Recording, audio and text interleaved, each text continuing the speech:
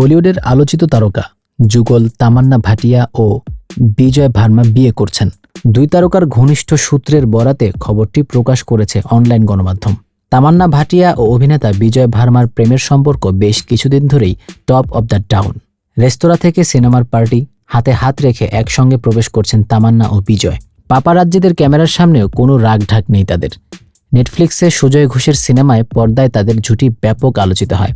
জানা গেছে এই সিনেমার শুটিংয়ে প্রেমে পড়েন তারা। এবার প্রেম থেকে তা গড়াচ্ছে পরিণয়ে।